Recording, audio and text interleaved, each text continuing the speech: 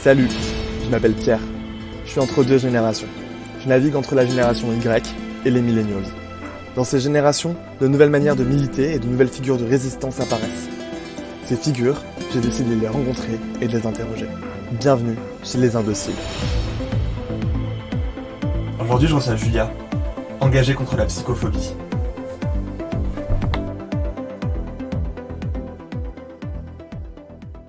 Bonjour Julia. Hello, Comment ça va aujourd'hui? ça va et toi? Bah écoute, ça va tranquillement, heureux de te recevoir aujourd'hui. Merci. Est-ce que tu peux te présenter avec 4 éléments originaux? C'est peu 4, mais alors, les premiers qui me viennent en tête, c'est tatoué, féministe, engagé et clown. Parce que ma vie c'est un cirque. Un clown carrément, genre ta vie c'est un cirque.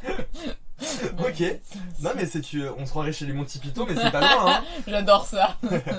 Du coup, ma première question, et peut-être celle qui va nous faire vraiment entrer dans le sujet, c'est comment t'es sorti de la docilité? Ce que j'appelle la docilité, c'est la norme, la vie de tous les jours, la non-action et le non-militantisme. Comment t'en es arrivé à te dire, bah, ça y est, en fait, il faut que je me lance? Bah, ça va être un peu bateau, mais je pense que ce qui m'a fait vraiment sortir de la docilité, c'est la transition de je vis chez mes parents, je suis au lycée, etc. à je vis toute seule indépendamment de mes parents. Et je commence mes études supérieures, donc je vais pouvoir avoir une pensée peut-être un peu plus critique, un regard un peu plus ouvert sur le monde qui m'entoure et sur moi, les violences que je peux subir au quotidien. Donc je sais que c'est un peu bateau, c'est sûr que tu grandis, mais moi il y a vraiment eu une ouverture. J'ai vu les problèmes dont je souffrais en fait dans la vie de tous les jours par rapport à plein de choses et que mes parents m'ont pas forcément expliqué ou inculqué pour plusieurs raisons, mais là j'ai vraiment changé quoi. Tu penses que ça a commencé à partir de la prépa ou après ou... Ouais, à partir de la prépa, ouais. Parce que là, vraiment, tu ne peux penser en fait qu'à toi. Bon, t'es plongé dans tes cours forcément, mais tu ne peux penser qu'à toi parce que tu t'occupes de toi, t'es vraiment indépendant, autonome. Donc, manifestement, tu vois ce qui se passe dans ton cercle privé, dans ton cercle intime, tu vois ce qui se passe dans la rue, tu vois ce qui se passe dans la sphère publique. Il y a un énorme shift en fait. Je pense que c'est vécu par plein de monde, mais en tout cas, moi, ça a aussi été très marquant cette époque-là. C'était quoi ton premier acte militant? Mon premier acte militant. Ça va du post Instagram à la première manif que t'as faite, au moment où tu t'as décidé de faire un tatouage. C'est quoi ton premier acte militant dont tu te rappelles ou que tu formules comme militant? Pour moi, vraiment, mon premier militantisme, en tout cas, moi, ce que je prends comme étant un premier militantisme, c'était aussi quand j'étais en prépa. Je pense que c'est de l'avoir parlé pour la première fois de ma maladie. Même si pour certains, c'est pas forcément un acte militant engagé, etc. Pour moi, ça l'a été parce que je dénonçais quelque chose, une vérité. Même si ça me regardait que moi intrinsèquement, pour moi, c'était un acte militant. Parce que ça racontait une vérité, quoi. Le partage de ce que tu vivais a été pour toi le premier acte militant ça, ouais. Pour ouvrir l'esprit des autres là-dessus. C'est ça, ouais. D'autres suivèrent bien plus... bien plus connotés militants, comme des manifestations, des choses comme ça, mais pour moi, ça a vraiment été l'ouverture de la parole, quoi. Ça a été le lancement. Ouais. Même si compliqué, mais ça l'a été là. Et dans les figures d'ailleurs qui te parlent, dans les figures militantes qui te nourrissent, que ce soit des œuvres de fiction, des œuvres de la réalité, t'as des figures toi qui te font figure de résistance et qui t'inspirent tous les jours pour aller te battre? Bah, moi je pense tout le temps à Louise Michel en fait, je sais pas pourquoi, mais cette femme, je l'adore quoi. C'est qui pour toi Louise Michel du coup? C'est une super nana qui est anarchiste et qui se bat et qui était avec les mecs et tout dans la rue, et elle est hyper badass quoi, c'est une superwoman quoi. T'as d'autres exemples un peu à part Louise Michel en tête? Bah, bizarrement, même pas forcément, tu vois, des figures connues, tu vois, mais ne serait-ce que dans mon entourage, en fait, ne serait-ce que ma mère ou même ma tante, tu vois, qui pour moi sont des femmes qui ont évolué dans un milieu masculin pas toujours simple et et à l'époque, en plus, on parlait encore beaucoup moins des violences que subissent les femmes. Et elles ont réussi quand même à progresser, elles ont chacun suivi une voie qui était différente, mais pour moi, elles sont super fortes en fait. Et je les vois au quotidien, je les connais, mais pour moi, je te dis, la figure féminine, la figure de la femme, elle est forte, que ce soit dans des artistes peintres, dans des actrices, que ce soit actrice à Hollywood ou dans les films porno, ou que ce soit des nanas tous les jours qui ont juste des enfants, qui sont femmes au foyer.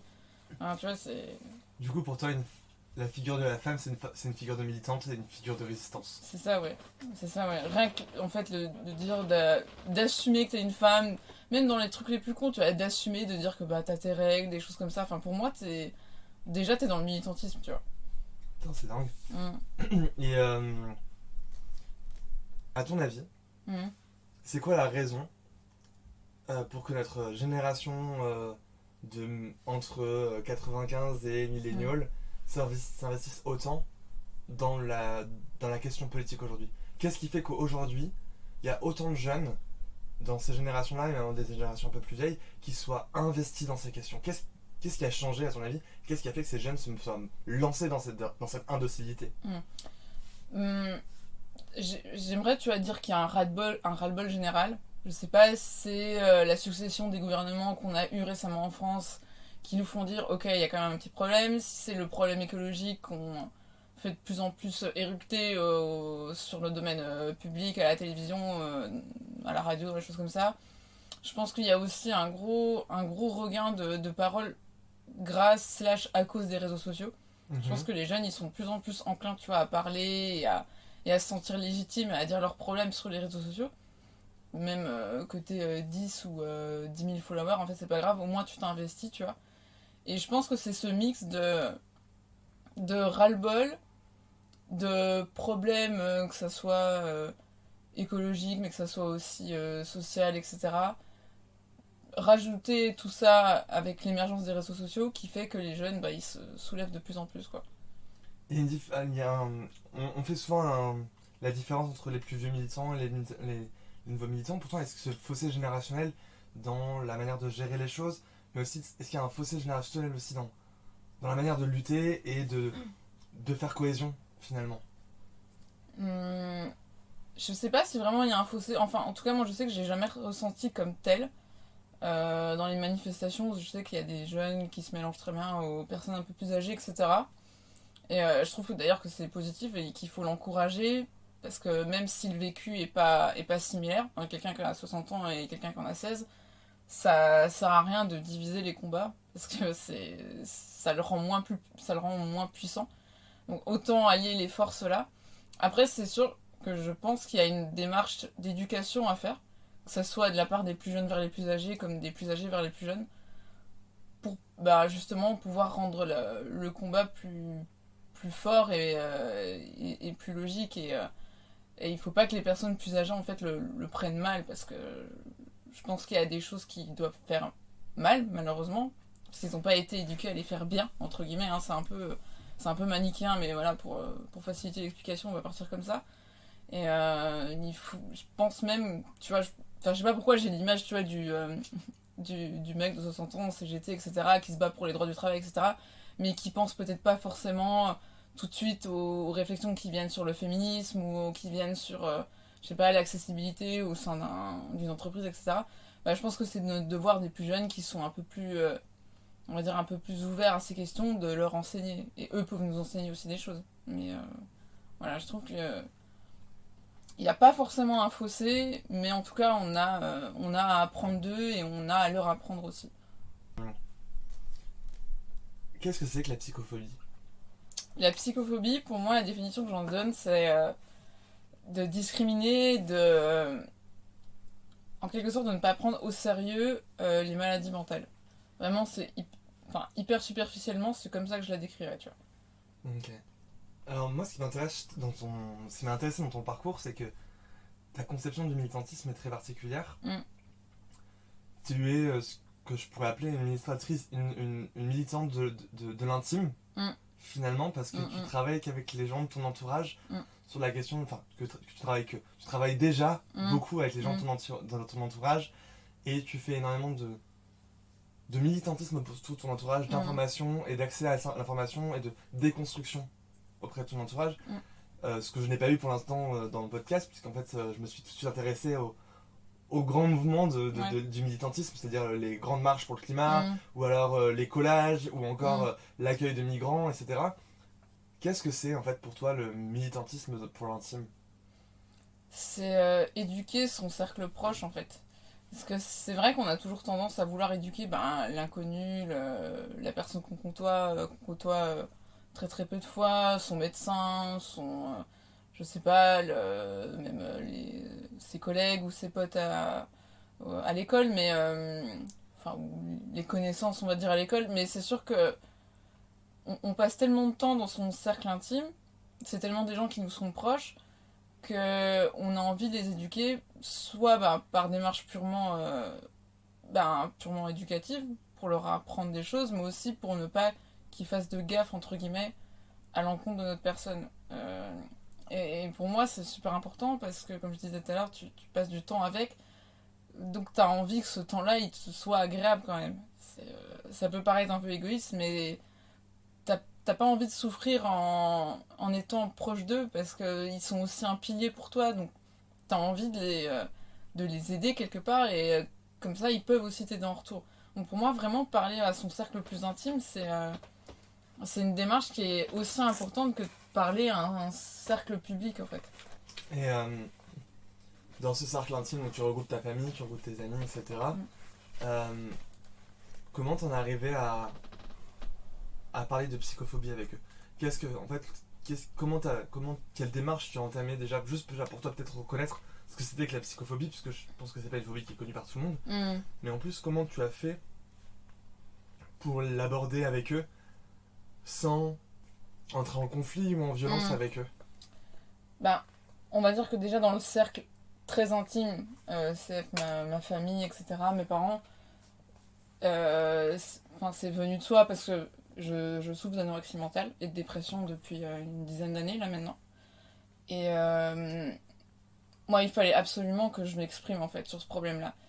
Et il fallait qu'ils comprennent pourquoi j'étais comme ça, qu'est-ce que je ressentais, et il fallait que je les éduque. Parce que même s'ils voulaient m'aider, il fallait absolument qu'ils sachent quel était exactement le problème. Donc, j'ai pas tout de suite réussi, hein. Ça met énormément de temps à déjà accepter ce qu'on a, et encore plus du coup d'accepter d'en parler aux autres. Et eux ayant suivi mon parcours depuis toujours, je me devais de leur expliquer à un moment donné et de leur dire clairement les choses et de leur dire il faut que vous compreniez que je suis comme ça, je l'ai pas décidé, c'est pas de ma faute, mais voilà, il y a des choses qui font que je peux avoir un comportement bizarre qui est complètement à l'antipode de ce qui est normal. Et il faut que vous compreniez, il faut pas que vous me discriminiez vraiment pour ça, il faut pas me mettre à l'écart, et voilà, c'est un état de fait, c'est comme une personne qui est diabétique, tu vas pas la mettre à l'écart parce que parfois elle a des pics d'hypoglycémie ou d'hyperglycémie. Donc là c'est pareil. Ensuite il y avait le cercle très intime, on va dire stade 2, qui est celui des amitiés. Des amitiés surtout qui sont très proches. Et c'est là où vraiment c'est un peu plus compliqué parce que déjà de 1, t'as peur d'effrayer la personne, t'as peur de leur dire ce que t'as peur d'avoir leur réaction et de voir qu'ils comprennent pas. T'as peur de te laisser. T'as peur de la solitude, de l'isolement qui te mettent de côté. T'as peur d'avouer aux autres que t'es allé en hôpital psychiatrique et que non, t'es pas folle en fait. T'es juste malade, t'es juste pas bien et c'est normal. Et ça arrive à tout le monde. Et vraiment, cette démarche-là, ça fait très très peu de temps que j'arrive à le faire et que j'arrive à en parler avec, on va dire, un peu de légèreté pour pouvoir justement dire aux autres, voilà, c'est même si physiquement ça se voit pas toujours, c'est des choses qui arrivent en fait, et c'est comme si j'avais un cancer en fait, donc t'as pas, je vais pas te le refiler, je vais pas te le donner, c'est pas un virus quoi, mais voilà, il faut que tu m'acceptes comme je suis et c'est pas grave en fait, c'est ok. Donc du coup, moi je sais pas ce que c'est que l'anorexie mentale, et bon, je sais ce que c'est un peu la dépression, mais est-ce que tu peux m'expliquer ce que c'est que et nous expliquer aux auditeurs aussi ce que c'est que l'anorexie mentale? Alors, c'est déjà très compliqué. En soi, l'anorexie mentale, c'est restrictive et non purgative, donc je ne me fais pas vomir. C'est une maladie qui te donne une peur panique de la prise de poids et de l'alimentation. Donc ça passe par une énorme restriction alimentaire qui va souvent crescendo, c'est-à-dire qu'au début on retire quelques aliments, puis après on finit par ne presque plus rien manger. Et couplé à cette forte restriction alimentaire, il y a en parallèle une énorme hyperactivité. C'est-à-dire qu'on fait du sport énormément de temps par semaine jusqu'à l'épuisement. Ça peut aller jusqu'à des 8-9 heures de marche par jour.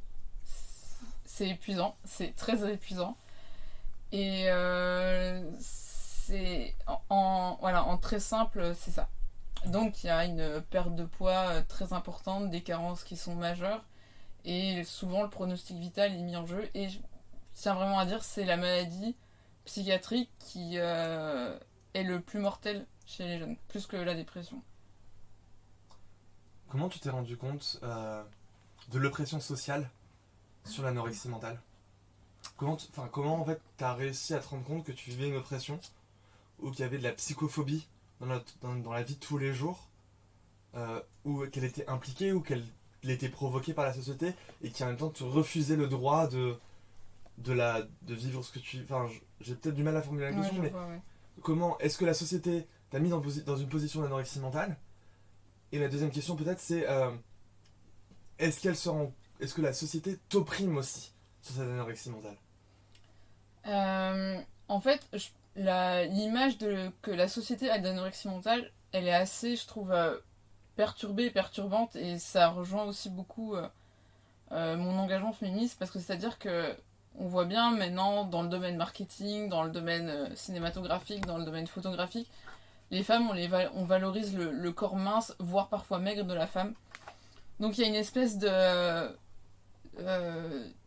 d'intrigue par la société pour cette maladie et pour ces corps minces, mais il y a aussi en contrepartie un dégoût, parce que quand c'est trop maigre c'est moche, donc les gens ont souvent tendance à se moquer, même quand ils voient une fille un peu mince, un peu fine, ils disent ah elle est anorexique, elle mange rien. Enfin, je pense les gens se rendent pas compte à quel point c'est violent en fait, à quel point c'est violent. Déjà quand on souffre pas, mais d'autant plus quand tu souffres de ça et que tu sais absolument tout en fait, tout le malheur et tout le malaise qu'il y a derrière cette maladie. Fait d'entendre ça, c'est vraiment, enfin c'est horrible. C'est comme si quand on dit à une personne qui est en surpoids ou qui est obèse, enfin t'es grosse quoi, ou enfin t'es dégueulasse, t'as de la graisse partout, ça va pas. Donc mais encore une fois avec l'anorexie, je trouve que c'est différemment malsain et beaucoup plus insidieux, parce qu'encore une fois on n'hésite pas à mettre en avant des décors vraiment à la limite de la maigreur, même sur les défilés, sur les podiums ou Miss France, enfin, c'est énormément représenté. D'un autre côté, on prône aussi la bonne alimentation, l'alimentation santé, oui, non mais il faut s'accepter. Et d'un autre côté, on pointe du doigt les personnes trop maigres, on dit non mais vous vous rendez compte, enfin, ça va pas, faut se soigner, enfin c'est vraiment schizophrénique en fait comme méthode de pensée dans la société. C'est assez horrible, c'est assez perturbant quoi. Et du coup ça transparaît chez l'individu lambda quoi. Et les gens ne comprennent vraiment pas, et vraiment je te dis c'est hyper blessant d'entendre non mais enfin regarde comme elle est maigre, elle mange pas, il faut manger, si je te commande une pizza, mais enfin arrête quoi, c'est bien plus profond que ça en fait. Ma question suivante c'est donc t'es avec ton soeur intime, tu éduques, c'est avec eux que se déroule ton militantisme. Mm. Comment ça se passe une discussion comment est-ce qu'il y a un schéma particulier que tu mets en place quand tu abordes le sujet? Comment tu déconstruis les préjugés? Est-ce que tu t'appuies de dossiers? Est-ce que tu t'appuies de chiffres? Comment tu fais toi pour éduquer ou pour transmettre ce militantisme-là, cet activisme-là? Bah, déjà en premier lieu, tu vois, tout dépend de la réaction et de la réactivité de la personne que j'ai en face de moi. Parce que tu as certaines personnes qui soit ne savent absolument pas ce que c'est, il y en a qui savent à peu près mais qui vont pas forcément poser des questions, et il y en a qui savent à peu près et qui vont vraiment faire la démarche de poser des questions. Donc ça va beaucoup jouer sur mon explication et l'implication que je vais donner à mes paroles, mais dans la globalité, et ce que j'arrive à faire maintenant, c'est que je le dis cash, je le dis ouais je fais de l'anorexie mentale. Donc souvent les gens me disent qu'est-ce que c'est, ou ils comprennent pas, et là je leur dis je leur dis en fait ce que je vous ai expliqué tout à l'heure au public et à toi. Et ensuite, suivant leur réceptivité et leur envie, je vais plus loin, quoi. Je leur dis, mais ok, c'est un problème de nourriture en apparence, mais derrière, il y a une énorme souffrance. Je leur explique comment je suis tombée là-dedans, pourquoi je suis tombée là-dedans, parce que j'ai réussi à comprendre pourquoi. Je leur dis ce qui s'est passé à l'hôpital. Si vraiment ça les intéresse énormément, je leur donne des chiffres, je leur conseille des émissions. Il y en a très peu qui sont bien, mais il y en a quelques-unes. T'as des émissions en tête que tu pourrais conseiller à nos auditeurs et nos auditrices? Bien sûr, il y en a une seule que je conseillerais vraiment, c'est celle faite par Arte, bizarrement, la seule qui est bien, et qui s'appelle Chère Anorexie. Et on peut la trouver sur YouTube, normalement, elle est excellente. Il y a pas mal de livres, mais bon, j'en ai aucun là qui me vienne en tête qui soit assez percutant pour que je trouve intéressant. Peut-être celui de Delphine de Vigan. Ok.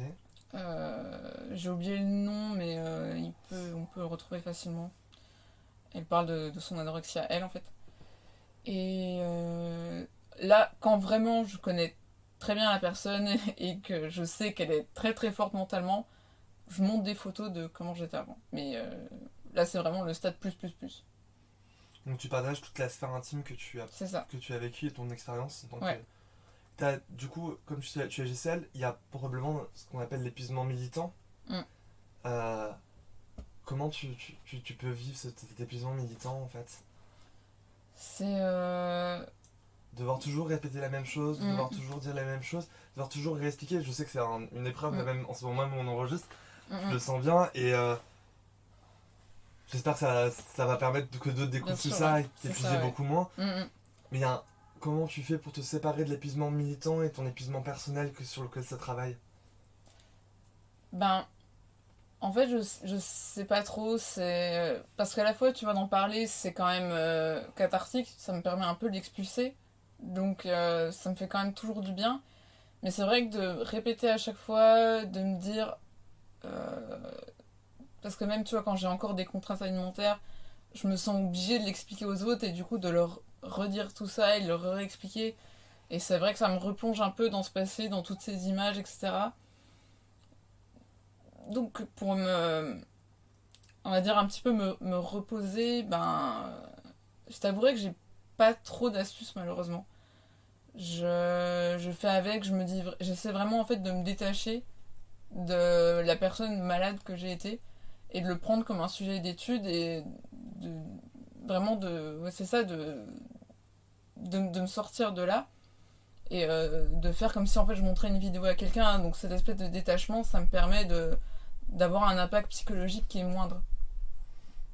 Et donc finalement tu rentres dans un cadre très particulier de l'intime et comme le disaient les féministes dans les années 70, que l'intime c'est politique. Tu repolitises ton intime et tu repolitises tout ça. Tu comptes sur ces gens-là pour faire passer le mot autour de toi et d'en parler d'eux-mêmes. Est-ce que tu as vu tes potes commencer à politiser alors que tu es là dans la salle et le faire pour toi? Ouais, j'ai déjà eu des potes qui m'ont soutenu quand voilà, je dois encore réexpliquer. Il y en a qui m'aident et qui disent non mais enfin voilà, elle a ça, il faut la comprendre, qu'elle a encore des difficultés là-dessus. J'ai aussi beaucoup du coup ma famille qui est impliquée là-dedans maintenant, qui en parle aussi dès qu'elle peut et ça j'en suis très fière, qui n'ont pas honte de dire que leur fille, leur nièce, leur soeur, leur cousine est atteinte d'anorexie mentale et que voilà, c'est bien plus compliqué que ça en a l'air. Et ça me fait plaisir et vraiment c'est aussi pour ça que je tiens à en parler maintenant à plus de monde, au plus de monde possible autour de moi, même qui sont plus forcément dans la sphère intime, pour que justement ces gens apprennent de moi et qu'ils puissent potentiellement aider quelqu'un d'autre. Parce que pour moi ce militantisme-là, il me sert, comme je disais tout à l'heure, dans une démarche cathartique, mais je veux surtout qu'il serve aux autres pour pouvoir aider d'autres personnes. Il faut qu'il y ait une démarche altruiste derrière, sinon, pour moi en tout cas, ça ne fait pas sens. Quand tu le lis en fait à ce qui se passe aux politiques extérieures, en fait, comment tu le systémises? C'est-à-dire comment tu le rends système, cette chose? Au niveau de la maladie mentale? Au niveau de la maladie mentale, ouais. Bah, en fait, j'ai l'impression que les politiques n'en parlent absolument pas. Et en fait, le fait de l'invisibiliser, ça le rend pour moi systémique, ça rentre dans le système parce que je trouve qu'on glorifie, entre guillemets, on glorifie énormément les maladies où on donne l'impression que la personne se bat pour s'en sortir. Et c'est le cas, par exemple les cancers, les leucémies, les diabètes, Alzheimer, etc. Mais qu'on met vraiment de côté toutes les maladies mentales qui sont pourtant des batailles aussi, qui sont des batailles horribles et qui parfois durent à vie. Elles sont complètement invisibilisées. Il y a peut-être un regain mais en ce moment, mais c'est beaucoup beaucoup moins présent et c'est beaucoup plus discriminé et beaucoup moins socialement accepté. Et en fait, on dirait que c'est moins sexy, bizarrement. C'est moins sensationnel, tu penses? Ouais, c'est ça, ouais. On dirait que c'est moins sensationnel ou que vraiment on limite cette image un peu d'Épinal vraiment stupide du ouais, ok, c'est des fous, ils vont dans les hôpitaux psychiatriques avec les camisoles, alors que enfin, c'est absolument pas Il y a ça. aussi tout ce champ-là d'ailleurs de la psychophobie Mm. qui est hyper intéressant, c'est-à-dire tu as toute cette fascination Mm. sur l'hôpital psychiatrique. Je me Mm. rappelle d'une marque de haute couture qui a fait des camisoles, qui a joué vraiment sur cette image de la folie Mm. et de la folie, je sais pas si c'est le bon terme, mais Mm. de la maladie mentale et qui en a fantasmé dessus. Mm. Comment ça se fait que ça soit autant fantasmé dessus en fait? Qu'est-ce qui se passe à ce moment-là? Parce que c'est soit du fantasme, soit c'est de l'invisibilisation. Mm. C'est assez drôle de voir les deux bords en fait se jouer dans une même société. Mm. Bah, en tout cas, pour cette espèce de fantasme de la folie, je pense que c'est vraiment comme si c'était, tu vois, quelque chose d'intrinsèque chez tout le monde, de se dire, ah, c'est quelqu'un de différent, c'est la folie, c'est... En fait, ça intrigue, tu vois. C'est vraiment comme la personne dont on ne connaît pas la langue, tu vois. C'est comme l'étranger, c'est exotique, et ça intrigue parce que... Enfin, paradoxalement, ça fait aussi peur, tu vois. Il y a une espèce de limite, et voilà, le fait d'être intrigué et de se poser des questions dessus, ça permet à la personne qui se pose des questions dessus de s'en détacher et de se dire, ok, je suis pas là-dedans, moi je suis sain d'esprit. Donc ça permet de se rassurer en fait. Et du coup, mélangé à ça, cette espèce de réassuration autonomique, personnelle, il y a cette espèce de diffusion, j'ai envie de dire, dans la pop culture, de tout ce qui est maladie mentale, de tout ce qui est hôpital psychiatrique. Tu peux penser au film de Vol au-dessus d'un nid de coucou par exemple. Tu peux même penser à tout ce qui est plus basiquement tout ce qui est les psychopathes, tu vois, dans Psychose, enfin toute cette image-là, cette image de la folie qui intrigue énormément parce qu'on a tous en soi une curiosité morbide, mais qui stigmatise énormément. Et c'est vraiment dommage en fait que ça soit pas plus traité, j'ai envie de dire, normalement. Enfin, plus rationnellement, quoi.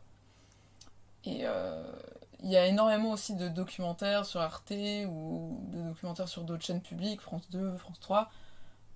L'intervieweur, il s'immerge dans un hôpital psychiatrique. Et, tu vois, des gens qui sont vraiment dans une grande détresse, qui sont limite voilà, incurables, mais c'est absolument pas représentatif de tout le spectre de l'hôpital psychiatrique. En fait, c'est absolument pas. Et, vraiment, il y a des gens, je pense, ils aiment bien regarder ça pour se dire, bah, c'est bon, je suis sain. C'est vraiment pour se rassurer soi-même. C'est drôle parce que moi, il y a un autre truc qui me choque dans la pop culture là-dessus, c'est tout ce qui est lié à l'horreur. Mm. Et toutes ces histoires d'horreur qu'on se raconte sur les anciens hôpitaux psychiatriques, Mm. sur Ryan Murphy dans American Horror Story, Mm. qui esthétise à mort toute cette saison sur l'hôpital psychiatrique. C'est soit on joue sur de l'esthétisation dans la mode, soit on joue dans l'horreur totale aussi dans cette esthétisation. C'est-à-dire qu'il y a soit on invisibilise, soit on esthétise, et dans l'esthétisation, c'est l'horreur ou la glorification. C'est ça, ouais. Ouais, c'est complètement dichotomique parce que même tu regardes sur TikTok, ou même, je pense, la génération Tumblr, où vraiment c'était sexy, encore une fois, de mettre des photos en noir et blanc de filles qui se scarifiaient ou même qui se faisaient vomir. Enfin, c'est hyper malsain, quoi. Et ça normalise ça chez les jeunes et, enfin, encore une fois, ça fait réponse au... je sais pas si les auditeurs, auditorices, ou même toi, savez ce que c'est, mais il y a beaucoup de sites dits pro-ANA qui est pro-anorexie, Ok. ouais, où en fait des jeunes filles veulent volontairement et consciemment devenir et souffrir d'anorexie. C'est-à-dire qu'elles postent leur repas, elles disent qu'elles mangent rien, elles se donnent des tips, quoi, des astuces pour maigrir. Et il y a vraiment une glorification. Et heureusement, c'est de plus en plus traqué et chassé par les réseaux sociaux, voilà, par la sécurité, la cybersécurité. Mais ça continue de sévir et c'est vraiment dangereux, quoi. C'est hyper dangereux. Et ça accentue et ça hyperbolise, encore une fois, cette glorification de la maladie mentale, même chez les plus jeunes, quoi. Ouais, c'est assez incroyable, hein. C'est assez incroyable, c'est un truc que j'avais jamais pensé, j'avais jamais cru possible, tu vois, c'est Ouais. à des années-lumière de moi en fait, donc c'est quand même assez impressionnant. Et c'est vrai que cette fascination pour l'hôpital m'a toujours dérangé, et pour l'objectivisation et la glorification de la maladie, c'est quelque chose qui me dérange. L'acceptation ne me dérange pas, mais la glorification et l'esthétisation me dérangent, dans le sens où je trouve que c'est très...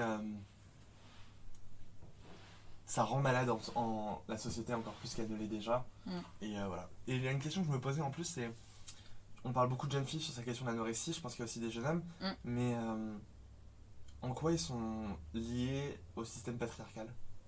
En quoi, à ton avis, il y a un lien, en plus de la mode et des Miss France, et de cette recherche du genre idéal, de la femme idéale? Parce qu'on a vu, hein, l'anorexie, le corps fin d'une femme, c'est tout récent. Ça ne l'était pas avant la Première Guerre mondiale. Hein. On voulait des femmes rondes et fortes, etc. parce qu'il y avait un synonyme de fécondité.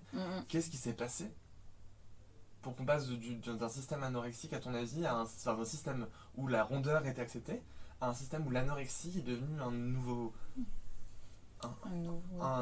idéal? Ouais. Ben, ouais, alors ouais, déjà pour dire, c'est vrai que ça touche énormément les femmes, parce que c'est sur 10 personnes, c'est 9 femmes qui en sont atteintes. Et il y a un garçon, quoi, sur ce groupe de 10. Mais franchement, j'ai beaucoup réfléchi à cette espèce de transition qui s'est produite en post-guerre mondiale vers cette glorification du corps mince. J'ai parfois du mal à comprendre encore aujourd'hui pourquoi c'est comme ça et pourquoi on veut absolument une femme mince, mais en tout cas, de ce que le féminisme a appris, c'est qu'on cherche vraiment comme un objet de consommation, à maîtriser et à modeler le corps de la femme comme on le veut. Et plus ce corps est fin et fragile, et plus on arrive donc à diriger la femme. Donc, plus on arrive à diriger le corps, le palpable, et mieux on arrive à diriger du coup le mental, quoi. Donc les deux vont ensemble. Et encore une fois, cette dimension de femme-objet, elle est encore plus exacerbée avec le monde de la mode, qui veut absolument avoir les femmes les plus minces, maigres, pour pouvoir mettre en valeur le vêtement qu'elles portent. Et c'est vraiment problématique. Et encore une fois, c'est comme si on voulait absolument, entre guillemets, chasser la femme des ressources caloriques, des ressources alimentaires, parce que c'est l'homme qui est fort, c'est l'homme qui a du muscle, c'est l'homme qui doit manger, c'est l'homme qui fait du sport. Et la femme, elle doit forcément avoir moins faim, parce qu'elle a un corps plus petit, parce qu'elle est moins active, parce qu'elle a moins de muscles, etc. Donc en fait, il y a vraiment plein de champs. Je pense que c'est vraiment, comme la maladie, comme l'anorexie mentale, c'est multifactoriel, quoi. Il y a tout un système qui se met en place autour de ça. Et tu vois, paradoxalement, il y a l'anorexie mentale, elle a été décrite depuis environ depuis le XVIe siècle, tu vois. C'est un truc quand même qui existe depuis toujours. Ça n'a pas émergé avec la société de consommation, mais ça s'est fortement décuplé avec la société de consommation. Et bizarrement, plus on a eu accès aux ressources alimentaires, et plus on a eu accès aux choix alimentaires, et plus on a eu accès aux diversités et aux modes d'alimentation, et plus cette maladie, elle a émergé, quoi. Et c'est vraiment étrange. Et il y a un regain d'autant plus grand avec l'arrivée des réseaux sociaux, avec l'arrivée de cette espèce de mode complètement débile de ouais, je mange sain, je bouge sain, etc. Alors que c'est tout sauf sain. Et d'ailleurs, dans les pays où il n'y a que très très peu de choix alimentaires et de de présence alimentaire, l'anorexie mentale n'est absolument pas diagnostiquée. Ça n'existe tout simplement pas. Il y a une arrivée de plus en plus exponentielle dans les pays asiatiques, de l'Est asiatique, parce qu'il y a le système capitaliste s'implante de plus en plus là-bas, tout simplement. Mais par exemple, dans les pays africains, du continent africain, ça n'existe absolument pas, quoi. Une de mes dernières questions, avant la dernière, ce serait quel conseil tu donnerais à des personnes qui voudraient en parler ou à prendre part dans ce combat-là? Qu'est-ce que toi tu aimerais faire aussi dans ce combat-là plus tard? Est-ce que tu as envie de dépasser cette sphère intime? Donc ça fait déjà plusieurs questions. Première question, c'est est-ce que tu as envie de dépasser cette sphère intime? Deuxième question, c'est si oui, qu'est-ce que tu veux faire là-dedans? Et en troisième question, c'est qu'est-ce que tu voudrais dire aux personnes qui voudraient en commencer à en parler ou commencer à militer dessus? Alors, moi oui, j'aimerais beaucoup le sortir du cercle intime, ça c'est un fait. Et puis voilà, forcément aussi, c'est normal, plus je grandis, et plus je comprends ce qui m'arrive et plus j'ai de l'assurance, donc mieux j'arrive à en parler. Et si ça devait se faire, et je pense très certainement que ça va se faire, j'aurais plusieurs pistes en tout cas. La première, c'est toute simple, ce serait d'écrire un livre, tu vois. C'est vraiment, pour moi, c'est vraiment la base, quoi, parce que c'est quelque chose de super accessible. Je me sentirais peut-être pas encore prête à faire des vidéos, tu vois, par exemple, avoir une chaîne YouTube, etc. Parce que je sais que c'est un sujet qui est sensible et s'exposer sur Internet, sur les réseaux sociaux, je sais pas si j'en aurais la force. En tout cas, actuellement, je pense pas. Mais si un jour j'en ai la force, pourquoi pas. Potentiellement aussi, pourquoi pas en parler en podcast, comme je le fais actuellement. Ouais, là, ça tombe bien, mais tu vois, même faire un podcast vraiment dédié à ça, que ce soit aux maladies mentales comme physiques d'ailleurs. Et après, moi vraiment, si un jour j'arrive à avoir une notoriété là-dessus, ce serait d'en parler le plus possible, tu vois, que ce soit dans la sphère publique, via des conférences, via des choses comme ça. Enfin, j'ai vraiment envie de l'exprimer, quoi. C'est quelque chose dont j'ai vraiment tellement pas honte que j'ai envie que ça se sache, quoi. Et le dernier point, celui que j'espère j'arriverai à faire, c'est vu que j'ai envie de reprendre des études et des études en médecine, ça serait pour devenir psychiatre, quoi. Et ça serait pour en parler et là avoir une vraie légitimité dessus, que ça soit en tant que sujet patiente et sujet malade que sujet docteur qui étudie des objets malades. Donc vraiment je m'auto-étudie en fait. C'est assez marrant.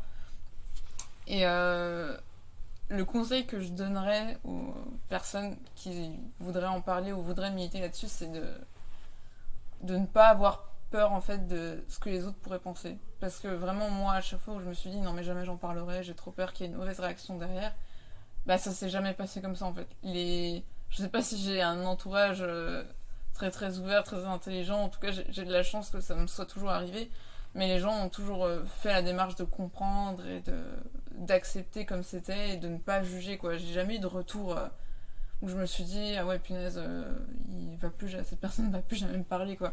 Donc c'est vraiment de se lancer et on peut avoir de très bonnes surprises en fait. Faut vraiment passer outre sa peur et se dire qu'on fait un acte militant pour les autres, mais qu'on fait aussi un acte militant pour soi-même, parce que dans ce genre de maladie, il faut se faire du bien, il faut apprendre à passer outre, et la parole, c'est vraiment l'un des meilleurs vecteurs pour pouvoir aller mieux, et c'est hyper cathartique, quoi. Et qu'est-ce que tu dirais aux gens qui ont envie d'aider et qui ne sont pas concernés par cette psychophobie? Qu'est-ce que tu leur conseillerais? Déjà, d'absolument pas juger, quoi. Même si on juge toujours, que ça soit conscient ou inconscient, mais ça serait vraiment d'essayer déjà de ne pas juger et de comprendre ce que vit la personne. On peut jamais se mettre dans la peau de quelqu'un, surtout dans ce genre de maladie, c'est tellement illogique que c'est impossible, mais d'écouter et d'être là pour la personne en fait. Vraiment, l'écoute, c'est ce qu'il y a de plus important dans toute forme de maladie. Il faut absolument laisser parler la personne, la laisser s'exprimer et à défaut de vraiment comprendre à 100% d'écouter ce qu'elle a à dire, quoi. Pour toi, le premier acte militant pour aider en psychophobie, c'est l'écoute. Ouais, c'est ça, ouais. Je sais que ça peut paraître passif, mais je vous jure que lorsqu'on voit que la personne en face de nous est réceptive et à notre écoute, c'est un bonheur et puis c'est un soulagement immense, quoi. Merci beaucoup, Julia, pour ce moment passé avec nous. De rien. C'est un vrai plaisir d'avoir découvert cette sphère de la discrimination que je ne connaissais pas. Et on vous retrouve toutes les références dans le titre du podcast, dans la description du podcast. Et moi, je vous dis à très bientôt pour un nouvel épisode des Indociles. Bonne soirée.